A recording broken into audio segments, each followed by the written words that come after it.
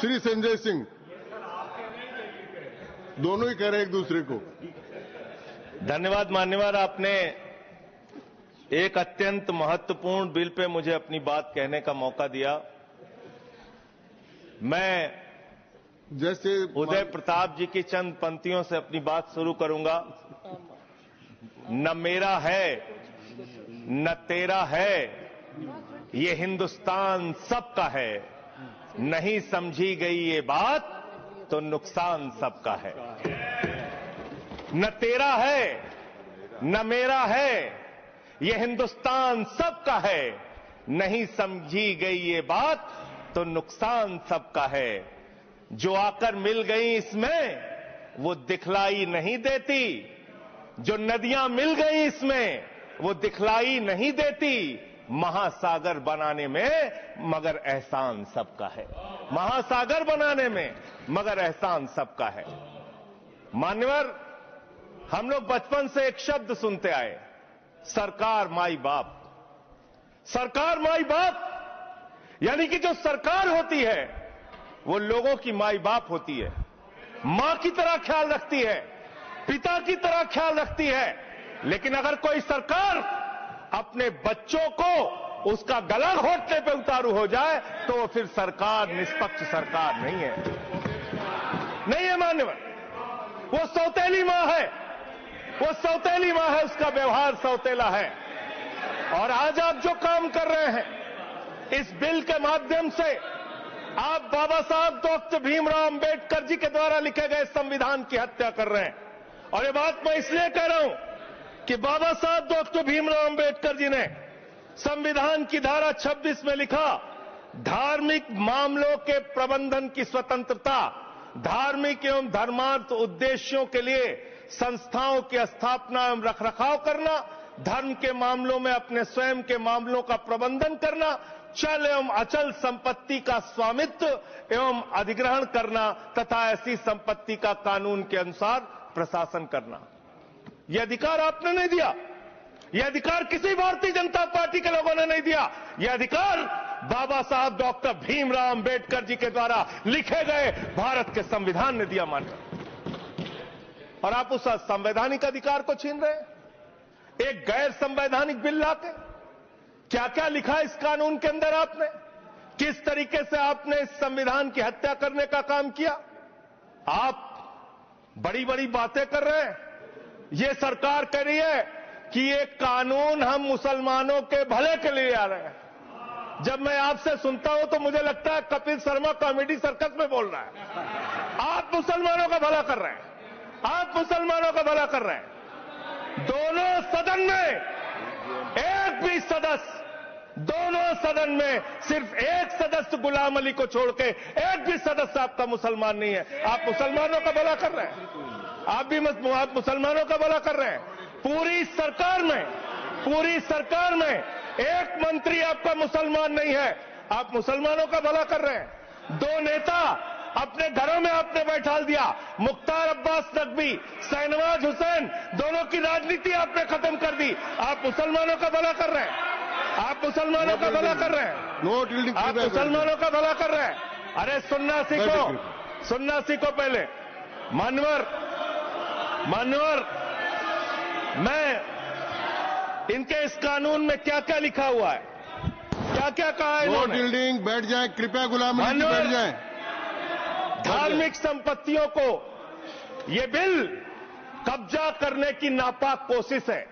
इतनी और धार्मिक संपत्तियों को सदन में इतनी कब्जा करने के लिए सदन में इतनी शांति है कि आराम से आप बोलोगे तो आराम से बोल रहा हूं सर। हाँ। आप बैठे हैं तो आपको देख के वैसे ही आराम आ जाता है। आपको देख के मैं वैसे ही आराम में रहता हूं सर। आप जब है आपका संरक्षण है तो आराम से ही बोल रहा हूं। बोलिए।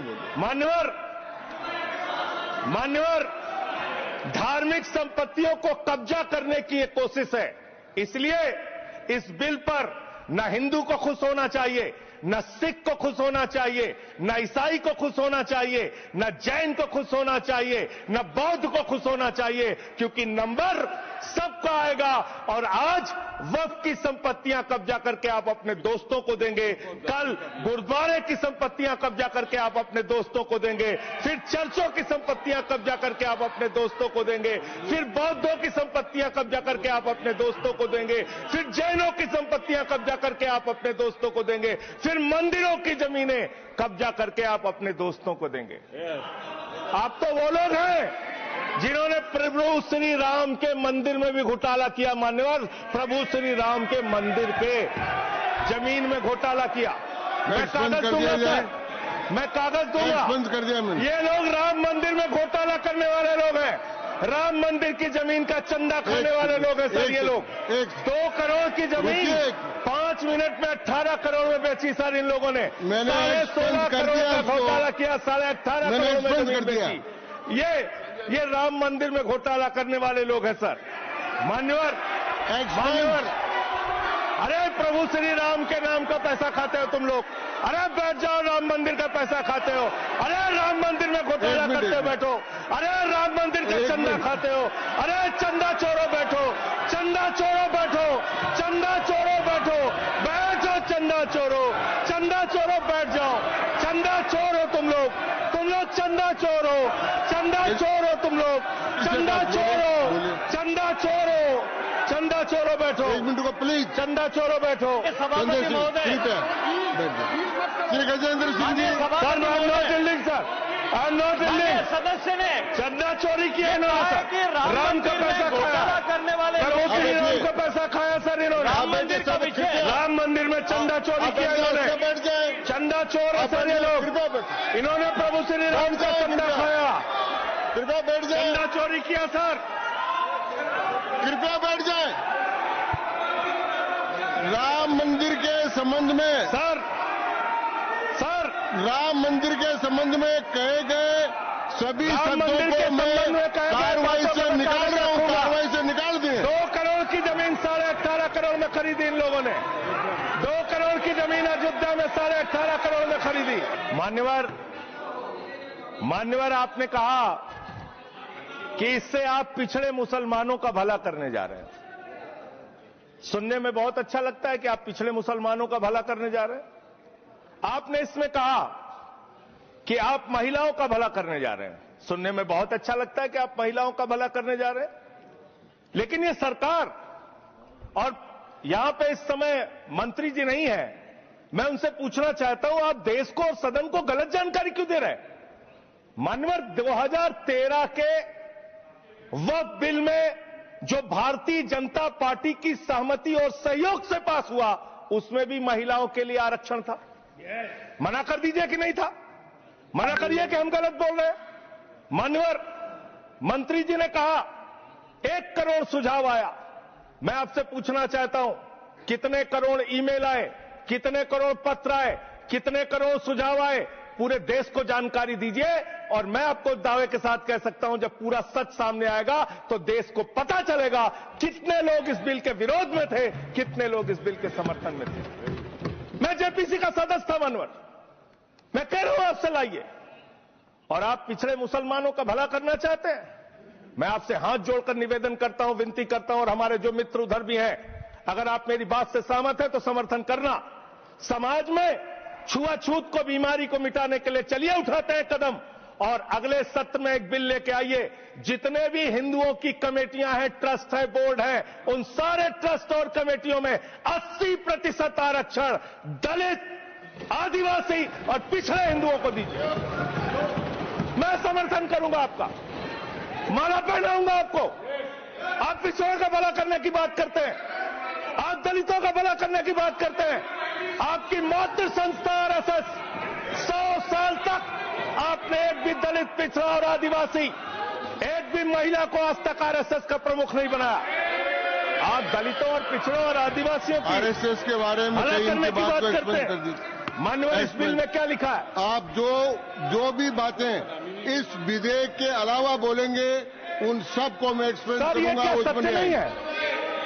क्या ये सच नहीं है? सर, मेरा टाइम रोका जाए। और बिल के बारे में बात करते हैं मान्यवर। मंत्री जी ने कहा आज आप इस बिल को पास कर रहे हैं, आज आपका सीना चौड़ा हो रहा है, आपको लग रहा है एक धर्म के अधिकार को आप छीन रहे हैं। नहीं, कल को आप सभी धर्मों की धार्मिक संपत्तियां छीन के आप अपने दोस्तों का देने का काम करेंगे। मैं फिर इसको दोहरा रहा हूं और फिर इसको कह रहा हूं कि आप ये करेंगे, धार्मिक संपत्तियों के कब्जा करने का काम करेंगे। और किसी गलतफहमी में मत रहिए। आपको लोकसभा के चुनाव में मात्र 36% वोट मिला है। इस देश की 64% आबादी आज भी आपके खिलाफ है, आज भी आपके खिलाफ खड़ी है। किसी गलतफहमी में मत रहिए। बड़ी बड़ी सत्ता उखड़ गई और चली गई। मान्यवर, आपने इसमें लिखा बिल के अंदर कि वक्फ कमेटी के अंदर गैर मुसलमान इसका सदस्य बन सकता है। आप क्या गुरुद्वारा कमेटी के अंदर गैर सिख को मेंबर बना सकते हैं? क्या ईसाई कमेटी के अंदर गैर ईसाई को सदस्य बना सकते हैं? क्या बौद्धों की कमेटी के अंदर गैर बौद्ध को, क्या जैनों की कमेटी के अंदर गैर जैन को आप मेंबर बना सकते हैं? और इतना ही नहीं, क्या आप हिंदुओं के ट्रस्ट में, मंदिर के ट्रस्ट में आप क्या गैर हिंदू को मेंबर बना सकते हैं? नहीं बना सकते, नहीं बना सकते। आप एक झूठ फैला रहे हैं देश भर में झूठ फैला रहे हैं। आप कह रहे हैं ये मैं पढ़ रहा हूं राम मंदिर का, सर, राम मंदिर ट्रस्ट। झूठ शब्द असंसिद्धि है, जो असंसिद्धि शब्द उनको निकाल दीजिए। सत्य से परे, सत्य से परे। सर, ये प्रभु श्री राम के मंदिर का ट्रस्ट, मैं इसका समर्थन करता हूं। नहीं, आप सर, मैं इसका समर्थन कर रहा हूं। ये सब्जेक्ट नहीं है सर, समर्थन कर रहा हूं। सुन तो लीजिए, आप कहे से नहीं सुनूंगा। डिस्ट्रिक्ट मजिस्ट्रेट प्रोसीडिंग में नहीं आएगा। सर, मेरी बात तो बिल्कुल नहीं आएगा। सर, मेरी बात सुन लीजिए। घनश्याम जी प्लीज, चेयरमैन साहब, district magistrate of Ayodhya will be ex officio trustee who will be A practicing Hindu. If the DM is not Hindu, then additional district magistrate will be an ex officio member of the trust. हम इसका समर्थन करते हैं sir. Hindu धर्म के trust में हिंदू को member होना चाहिए, आपने लिखा, हम इसका समर्थन करते हैं। लेकिन आप दूसरे धर्मों के ऊपर कह रहे हैं। कल को आप गुरुद्वारा कमेटियों में कहेंगे सिख नहीं, दूसरे धर्म के लोग इसमें आएंगे। कल को आप जैन कमेटियों में घुसड़ेंगे, बौद्धों की कमेटियों में घुसड़ेंगे। ये बात गलत है, ये पूरी तरीके से गलत है। और आज पूरे देश को आप बताइए, मान्यवर, पूरे देश को आप बताइए, 2009 में आपने अपना घोषणा पत्र जारी किया था, मैनिफेस्टो। ये मैनिफेस्टो आपका लेके आया हूं, ये तो आपका डॉक्यूमेंट है, मेरे घर नहीं बना। इस मैनिफेस्टो में लिखा है इन्होंने कि 2009 के मैनिफेस्टो में लिखा है कि वक्फ की जमीनों पर जो अवैध कब्जे हुए हैं, के.आर. रहमान की कमेटी की रिपोर्ट के हिसाब से हम मुस्लिम धर्म गुरुओं के साथ बातचीत करके उसको खाली कराने का काम करेंगे। कितना दोहरा चरित्र है आपका। आपने कहा वक्फ की जमीनों को खाली कराने का काम करेंगे जिसपे कोई और कब्जा कर रखा है। मान्यवर, एक और बात, सुप्रीम कोर्ट के अंदर आप कह रहे हो कागज चाहिए, कागज चाहिए। मंत्री जी ने कहा कागज चाहिए। मंत्री जी, आपको कागज की बहुत जरूरत होती है, कागज आपको चाहिए। आपकी सरकार ने 2020 में, ये पूरे देश को देखना चाहिए, पूरे देश को सर, 2020 में मैं जेपीसी का मेंबर था, एक कागज वहां मिला हमें। 2020 में सुप्रीम कोर्ट में, सर आप, मेरी बात नहीं आ रही सर, मेरी बात नहीं आ रही। 2020 में मान्यवर, इस भारत की सरकार ने, मोदी जी की सरकार ने शपथ पत्र दिया सुप्रीम कोर्ट में। से क्या लिखा हुआ है? 99% वक्फ की संपत्तियां डिजिटाइज हो चुकी हैं। मुख्तार अब्बास नकवी साहब आपके मंत्री थे, उनका बयान है 100% वक्फ की संपत्तियां डिजिटाइज हो चुकी हैं। तो जब आप सारी संपत्तियां डिजिटाइज कर चुके हैं, सब कुछ ऑनलाइन कर चुके हैं वामसी पोर्टल में, सारे कागजात जांच चुके हैं, तो क्या आप फसाद कराने के लिए फिर से कागज मांग रहे हैं? फसाद कराने के लिए, आप फसाद कराने के लिए कागज मांग रहे हैं। आप फसाद कराने वाले हिंदू हैं, हम सौहार्द फैलाने वाले हिंदू हैं। यह बुनियादी फर्क है, यह बुनियादी फर्क है। आप देश भर में फसाद, नफरत, लड़ाई झगड़ा कराने का काम करते हैं। मान्यवर, मैं अंत में आप लोगों से सिर्फ एक ही बात कहना चाहता हूं कि आज सच्चर कमेटी की रिपोर्ट की बात कही गई और कहा गया 12,000 करोड़ की आमदनी हो सकती थी। एक सुझाव मैं पूरे सदन की तरफ से इस सरकार को देना चाहता हूं। 12,000 करोड़ की आमदनी की चिंता है वक्फ की, करोड़ों मुसलमानों की चिंता है आपको। एक अपने दोस्त को पकड़ के लाइए, नीरव मोदी को 20,000 करोड़ वसूलिए, 12,000 करोड़ वक्फ को दीजिए, 8,000 करोड़ अपने पास रखिए। 8,000 करोड़ का आपको मुनाफा होगा, 12,000 करोड़ वक्फ को दे दीजिए, करोड़ों मुसलमानों का भला हो जाएगा। मान्यवर, अंतिम बात कह के आपने कहा सच्चर कमेटी की रिपोर्ट से 12,000 करोड़ की आमदनी की बात कही गई है। अर्ध सत्य मत बोलिए, पूरा सत्य बोला कीजिए। सुविधाजनक सत्य मत बोलिए, पूरा सच बोला कीजिए। मंत्री जी, इसमें लिखा हुआ है सच्चर कमेटी की रिपोर्ट में कि भारत की सरकार ने, राज्यों की सरकार ने अलग अलग राज्यों में अलग अलग जगहों पे 365 वक्फ की संपत्तियां कब्जा कर रखी हैं। आप उसके बारे में नहीं बताते, आप अर्ध सत्य बोलते हैं। मैं तो जेपीसी का मेंबर रहा हूं, मुझे सब पता है।